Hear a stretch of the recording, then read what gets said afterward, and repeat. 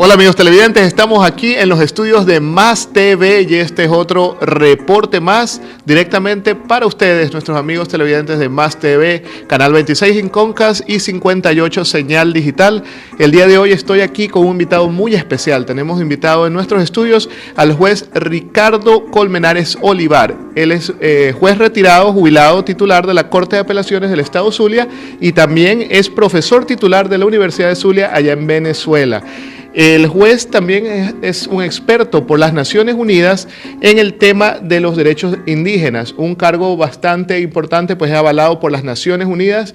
Juez, muchas gracias por venir acá a nuestros estudios de Más TV. Sabemos que está de visita por Boston porque fue invitado a UMass Boston, la Universidad de Massachusetts en Boston, y para dar una charla el pasado miércoles y también para dar una clase. Y sabemos que tiene planes, y felicitaciones por eso, que tiene planes tal vez para regresar en el futuro como un profesor invitado. Cuéntenos, señor juez, un poco de su historia, cómo se involucró en el tema de los derechos indígenas, de los derechos de la jurisdicción indígena. Bueno, muchas gracias por la invitación. Buenas tardes a todos los televidentes. Bueno, muy grata la invitación que me hicieron la Universidad de Massachusetts, Boston, a participar ayer en una conferencia sobre el derecho consuetudinario indígena desde una perspectiva de derecho comparado en Latinoamérica, concretamente en los países del área latina, el área andina. Y también para dar una conferencia, una clase esta mañana a unos estudiantes de un curso especializado en derechos de pueblos nativos de América del Norte. Estuvimos hablando un poco antes de esta entrevista y usted me hizo conocer hoy un término del cual yo no había escuchado antes, que es la pluralidad de la jurisdicción, ¿cierto? O sea que hay diferentes puntos, diferentes maneras de aplicar las leyes en diferentes países dependiendo de diferentes culturas. Explíquenos un poco más de eso de una manera sencilla para compartirlo con nuestros amigos televidentes porque es interesantísimo. Como le comenté, pues yo me enteré de esto el día de hoy y me pareció un tema fascinante. Bueno, sí, el tema que viene a abordar es sobre el derecho consuetudinario indígena. Es que a partir de los años 90, nuestras constituciones de Latinoamérica fueron tomando el perfil de reconocer por primera vez un Estado pluricultural y multilingüe, es decir, el reconocimiento de varias culturas en un mismo territorio.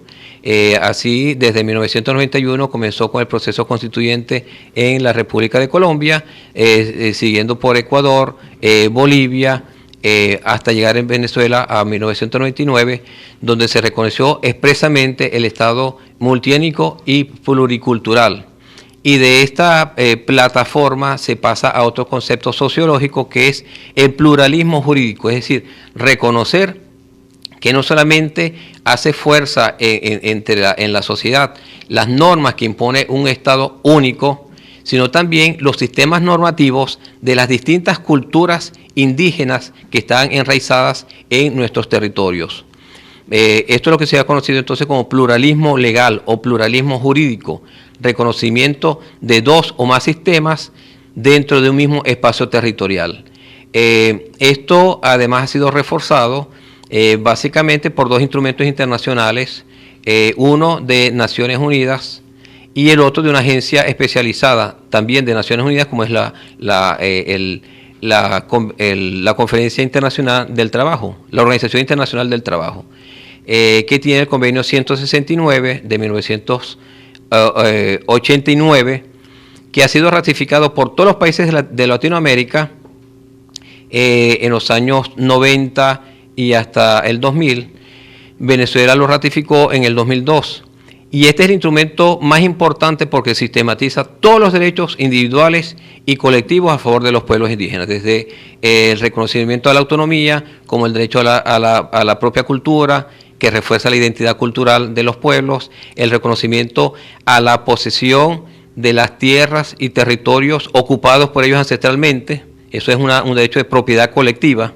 De tal manera pues que son derechos que hoy por hoy les son propios, desde siempre han sido propios y ahora lo que han sido reconocidos a nivel internacional y luego plasmados en nuestras constituciones. De tal manera pues que esa plataforma sirve de fuerza a las comunidades y a los individuos en concreto cuando se les ha violado un derecho para reclamarlo ante las instancias judiciales de su país o incluso a las instancias internacionales, vale decir, ante el sistema interamericano, Comisión y Corte Interamericana de Derechos Humanos, o bien al Sistema Universal de Naciones Unidas ante la Comisión de Derechos Humanos en Ginebra.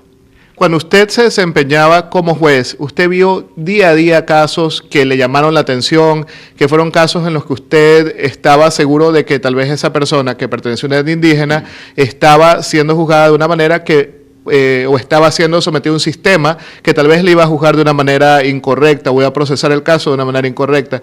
Entonces se despertó en usted la curiosidad de investigar qué otros sistemas estaban a la mano o estaban en orden para que esta persona sea juzgada de manera diferente. Cuéntenos un poquito de esos casos y luego también cuéntenos cómo está Venezuela en ese tema. Tengo entendido que está muy avanzada en el tema de la jurisdicción indígena y los derechos, el pluralismo jurídico. Sí, indudablemente que en Venezuela concretamente tenemos que hablar de un antes y un después de la Constitución en cuanto a reconocimiento de derechos de los pueblos indígenas. Antes del 99, yo que fui defensor público de detenidos, se llamaba detenidos o de presos, no había ni una disposición ni una garantía judicial a favor de un indígena que fuese sometido ante el proceso penal ordinario. Después de la Constitución del 99, han seguido, además del reconocimiento de los derechos colectivos, una serie de garantías establecidas en normas de rango orgánico. Es decir, las normas orgánicas son las que desarrollan la Constitución, los derechos reconocidos en la Constitución.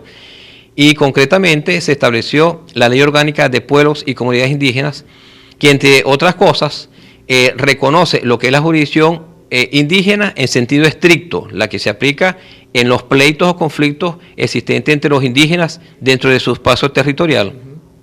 Pero además prevé una serie de garantías judiciales cuando se está juzgando a un indígena en la jurisdicción penal ordinaria. Por ejemplo, el derecho a la defensa. Hoy por hoy, un indígena que está sometido a la jurisdicción ordinaria por cualquier delito que haya cometido, va a tener un defensor gratuito que puede incluso hablar su idioma y que lo va a asesorar y asistir durante todo el proceso. También tiene el derecho a un intérprete. Tenemos la ley de idiomas indígenas que puede anular cualquier decisión de un acto del Estado si no se ha garantizado al intérprete en su idioma. Y así como otras, el hecho hoy por hoy de que el juez penal está en la obligación de solicitar un informe socioantropológico para garantizar el proceso de inculturación o no de esa indígena. Cuénteme un poco de casos concretos, de casos anecdóticos o casos de alto perfil, que tengo entendido hay varios que los venezolanos conocen mucho, pero quisiéramos compartir con nuestros amigos televidentes uno de esos casos que usted trató de una persona indígena que tal vez estaba siendo juzgada por el sistema central, el sistema tradicional, y se encontró una alternativa en el otro sistema. Sí, además de ser experto, de conocer, digamos, la teoría y todo el proceso de cambio de paradigma que ha habido en este tema, soy un creyente ferviente en el tema de la justicia indígena, porque tuve la oportunidad de ser el defensor privado de un líder indígena del pueblo Yucpa hace 2 años, cuando ocurrió un homicidio y se involucraron a 2 caciques de estas comunidades, Guamopamocha y Chaptapa. Uno era el Sabino Romero y el otro era el cacique Olegario Romero, producto de un encuentro que hubo entre ellos y resultaron 2 personas muertas. Quiero decirte, para hacerte el cuento resumido, el proceso en vía ordinaria para juzgar a estos 2 caciques y a un tercero, que era Guayú y Yucpa, de madre Yucpa, duró 13 meses, es decir, duró 1 año y 1 mes, 13 meses juzgándolo. Y cuando el juez ordinario fue a decidir, lo declaró inculpable, porque no se pudo determinar de manera efectiva y clara quién había cometido los homicidios. Indudablemente fue en circunstancias muy especiales, en la sierra de Perijá, en plena selva, a las 7 de la noche. Quedó muy indeterminado la culpabilidad y el juez se vio obligado a declarar una sentencia absolutoria por vía de inculpabilidad. luego de ser procesados por vía ordinaria y estar en libertad, fueron juzgados por la autoridad de las dos comunidades en común, que era una mujer, una cacique yucpa. Los llevó todos a un local común en la Sierra de Perijá. Se acercan todas las familias, en esos casos participan los familiares de las víctimas y de los victimarios, están presentes allí. Y luego de haber declarado las personas involucradas, se me acerca uno de los que yo había defendido y me dijo: doctor, yo quiero decir la verdad en este caso. Le digo yo: ¿cómo vas a decir la verdad? ¿No la dijiste ya en el proceso anterior? No, doctor, yo ya dije parcialmente la verdad. En cambio, yo no puedo mentir ante mis autoridades naturales. Yo dije: bueno, di lo que tienes que decir. Lo cierto es que en 5 horas se dio la versión real del hecho y se supo quiénes eran los responsables penalmente. Increíble, o sea, vemos la diferencia de 13 meses a 5 horas. Y amigos televidentes, vamos a regresar después de este corte comercial para una despedida y para un consejo que el juez Colmenares nos va a dar para nuestros amigos televidentes. Ya nos vemos después de estos cortes comerciales en unos cuantos minutos. Nos vemos.